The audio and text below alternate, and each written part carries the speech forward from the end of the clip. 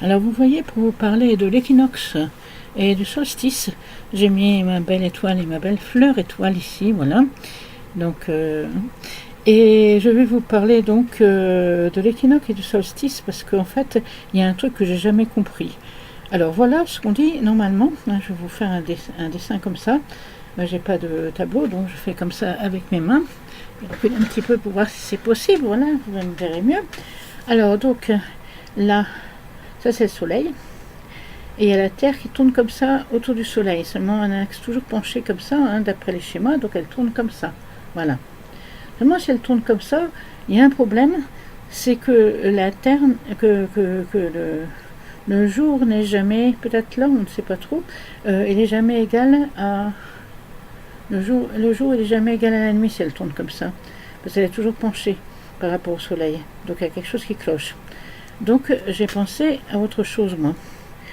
Et je vais vous expliquer qu'en fait, c'est assez logique parce qu'on fait des grandes fêtes au moment de l'hiver, du solstice d'hiver. Il y a la Sainte-Lucie, il y a toutes les grandes fêtes qui tombent, Sainte-Catherine, Saint-Nicolas, Sainte-Lucie, Noël, et puis finalement, après, à la fin, on a la nouvelle année. Le 6 janvier, on fait toutes les grandes fêtes. Pourquoi? Parce qu'il fait noir et on veut faire revenir la lumière. La Sainte-Lucie, c'est ça, c'est la fête de la lumière, mais c'est pour faire revenir la lumière.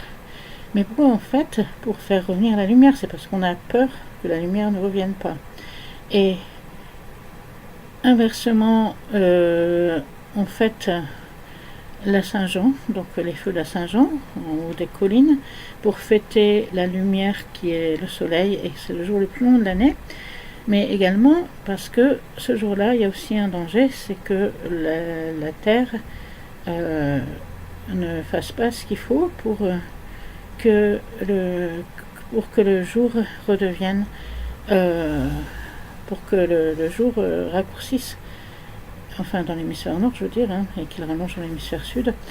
Mais faites pas la Saint-Jean dans l'hémisphère sud, j'en sais rien. Donc en fait, le danger il est là, c'est que la Terre, que le jour ne raccourcisse pas et qu'il y ait un dysfonctionnement. Et par contre, au moment d'équinoxe maintenant, bon, il y a des grandes marées, on ne sait pas pourquoi, mais le danger il est moindre parce que le jour est égal à la nuit, donc c'est une période qui devrait être une période de calme normalement. Alors voilà, donc je vais vous dire, voilà ma théorie, c'est que la Terre elle tourne comme ça autour du soleil, ça c'est le pôle nord ici, mes doigts, le pôle sud c'est mon poignet. Et donc on a le nord et le sud. Alors le pôle il est aplati parce que la Terre elle tourne et puis elle va assez vite. Alors je ne sais pas si vous imaginez un peu, vous calculez la distance de la Terre au Soleil. Je me suis demandé aussi si c'était possible qu'on fasse ça en une année seulement. Parce que il y a un problème, c'est que en fait il faut calculer la vitesse de la Terre par rapport à la distance au Soleil. Et vous verrez que cette vitesse de la Terre est énorme. Et on se demande comment on peut rester collé dessus. Bon, bien sûr, il y a la pesanteur, mais en fait, c'est avec une vitesse aussi rapide. Et on se demande, et on se dit que c'est peut-être pas possible que justement, on va plus lentement, et que par exemple, il y a des cycles solaires de 400 ans, des cycles qui sont marqués par des périodes plus froides, des périodes plus chaudes. Et à ce moment-là, ça voudrait dire que la Terre elle pourrait tourner par exemple en 400 ans autour du Soleil. Bon, j'invente des trucs, hein. Bon, alors n'allez pas raconter ça à vos professeurs, surtout si vous êtes à l'école, parce que vos professeurs vont dire quoi, qu'est-ce que c'est, qu'est-ce qu'elle raconte celle-là, l'ancienne prof en plus, elle exagère, elle remet tout en doute comme ça. Alors moi je suis comme Galilée, voilà, on va me dire, pape il va m'appeler, puis il va me dire, mais enfin, c'est le contraire de Galilée, mais enfin, la Terre elle est ronde, la Terre elle tourne autour du Soleil, ben oui, la Terre elle est ronde, je suis d'accord. Bon, la Terre elle tourne du Soleil, je suis d'accord. Bon, seulement Galilée, quand il a raconté ça, il n'y a personne qui le croyait. Et maintenant, moi je dis, Galilée il a dit des trucs, c'est bien, Kepler il a dit des trucs, c'est bien, mais ils n'ont peut-être pas été au fond du problème. Alors moi je pense que voilà, ça c'est le soleil, hop, voilà mon point. Ça c'est la Terre ici mes doigts, le pôle nord, mon poignet le pôle sud.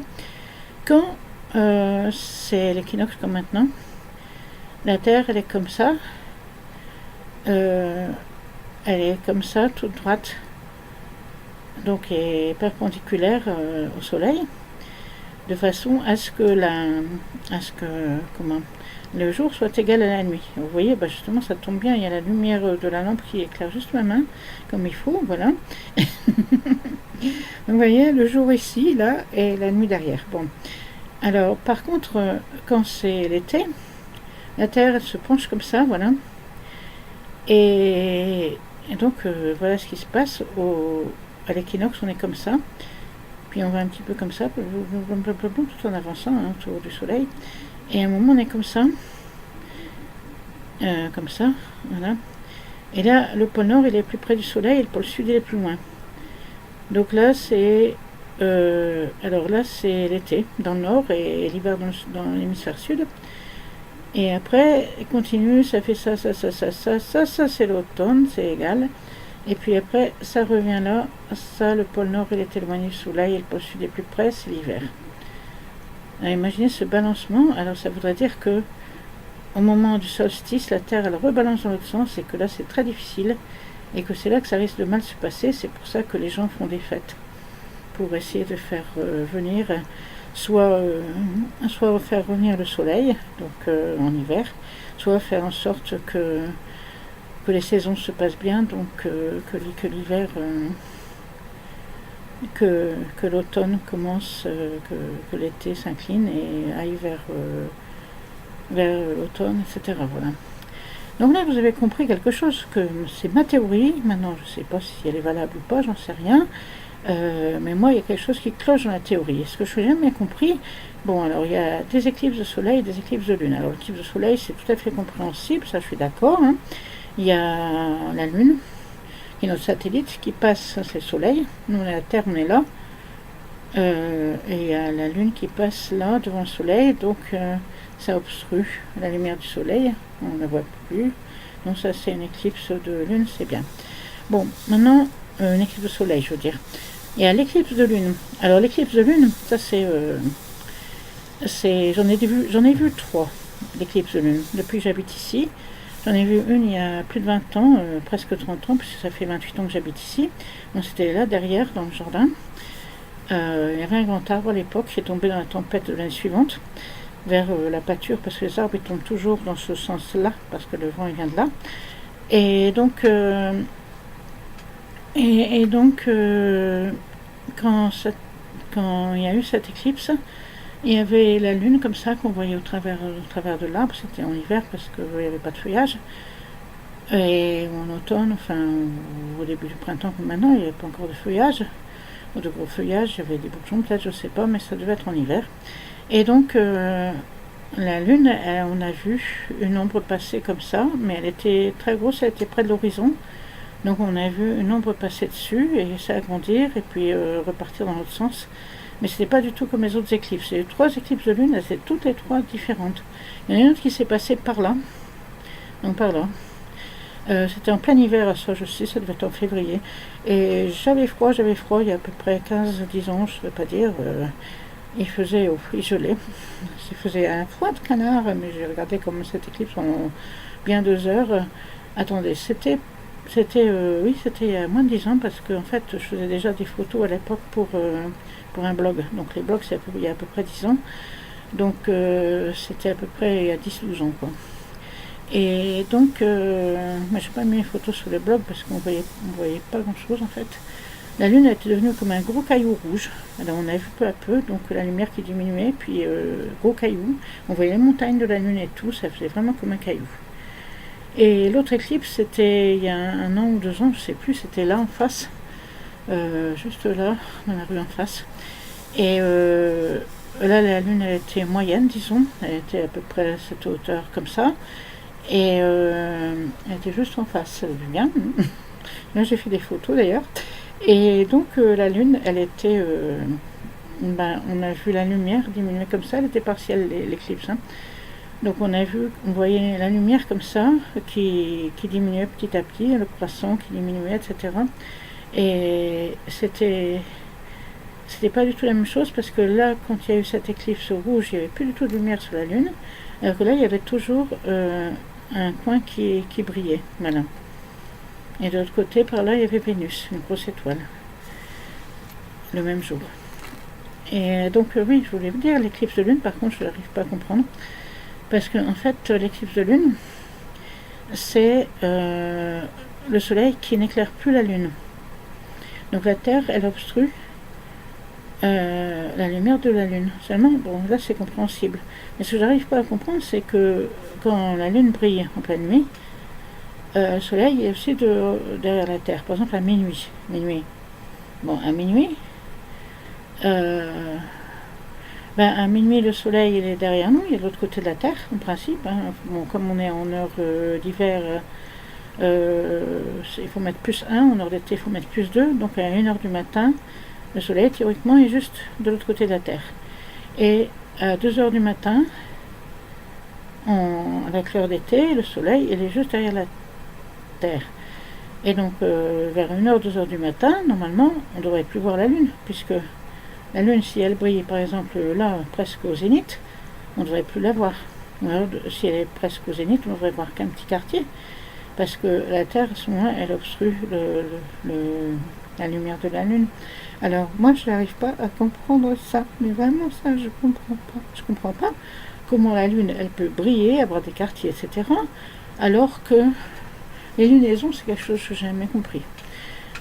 Pourtant, je suis assez scientifique dans mon esprit, mais j'arrive pas à comprendre les lunaisons. Parce que, en fait, le Soleil, il est toujours... Qu'est-ce que tu as là, Simon, tu écoutes ce que je dis? Oui. Il est derrière l'ordinateur, Simon, vous connaissez, mon petit Simon le raton, il est derrière l'ordinateur, il écoute tout ce que je dis là. Lui, il a que 2 ans, mais il est très très doué et il comprend beaucoup de choses. Peut-être qu'il va m'expliquer un jour qu'est-ce que c'est les lunaisons. Bon, alors, donc, petit... viens ici. Viens me chercher. Bon, après. Donc, voilà. Vous avez compris que moi, les lunaisons, j'arrive pas à comprendre, parce que pour moi, le Soleil, il est... La nuit il est de l'autre côté de la Terre. Et la Lune, elle brille toujours. Et quelquefois, elle brille même en pleine lune, quoi. Alors, moi, j'arrive pas à comprendre ça. Si vous comprenez quelque chose et que vous savez me l'expliquer, vous me mettrez dans les commentaires en dessous, parce que moi, j'arrive pas, les lunaisons, j'arrive pas à comprendre. Bon, maintenant, si vous êtes d'accord avec ma théorie du solstice, de l'équinoxe, etc., vous me le direz, parce que moi, la Terre qui tourne comme ça, de biais tout le temps, ça me semble bizarre. Voilà. Bon.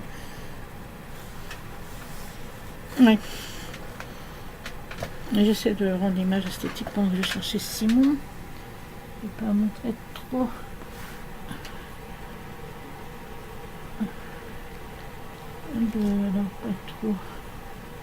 De pas trop obstruer l'image de l'ordinateur. Voilà Simon. Ah, Simon. Voilà Simon. Simon il dort dans... Voilà. Il a froid parce qu'il est toujours en tenue d'été, Simon. Je vais bientôt lui tricoter des habits, j'attends la laine pour lui tricoter des habits. Voilà, j'ai une pelote noire, une pelote rouge, une pelote blanche. On va lui faire des petits pulls d'hiver. Parce que vraiment, il a froid. Et il faut bien le couvrir. Il faut bien le couvrir. En hiver, voilà. C'est le printemps, mais c'est pas vraiment le printemps, parce que il y a neigé encore ce matin, alors je sais pas si vous appelez ça le printemps, vous. Voilà, c'est Simon. Mon petit loulou, voilà. Tu parles, Simon. Bonjour, messieurs, dames. Bonjour, messieurs, dames. Bonjour.